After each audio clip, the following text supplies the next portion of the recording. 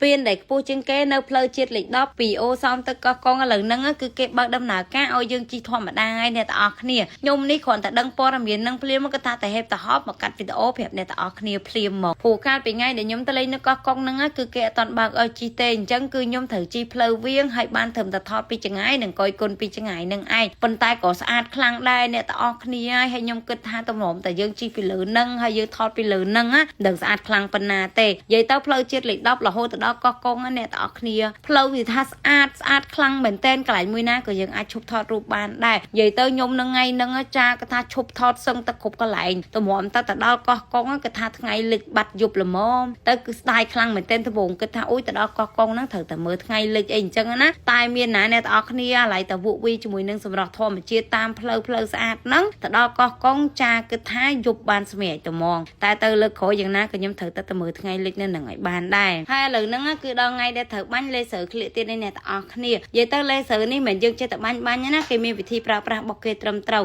ក្នុងអាទិត្យទី1ដល់អាទិត្យទី4ណាគឺថាយើងត្រូវតែបាញ់ក្នុងមួយអាទិត្យហ្នឹងឲ្យបាន2ទៅ3ដងទៅវាមានប្រសិទ្ធភាពខ្ពស់ហើយសម្រាប់ការប្រើប្រាស់មានអីប្របាក់ទេដំបូងយើងពាក់វ៉ែនតាខ្មៅអញ្ចឹងមកបន្ទាប់មកកោរោមក្លៀករបស់យើងនឹងឲ្យស្អាតយើងគ្រាន់តែដោតម៉ាស៊ីនទៅព្រីទៅចាក៏ថាដាក់លើក្លៀករបស់យើងគឺអូតូបាញ់យកហ្មងសម្រាប់ក្លៀករបស់យើងគឺត្រូវតែបាញ់2នាទីអ្នកទាំងអស់គ្នាមួយខាង2នាទីមួយខាង2នាទីទៅហើយសម្រាប់អ្នកទាំងអស់គ្នាដែលចង់បានជាមួយនឹងម៉ាស៊ីនលេសើនឹងដូចខ្ញុំអាចកំងបានពី page ជាប់ចិត្តដែលមាន follower 900k ជាងនិង like 300k ជាងបើចង់លឿនណាអាចកំងបានតាម Telegram ដែលខ្ញុំបានដាក់នេះ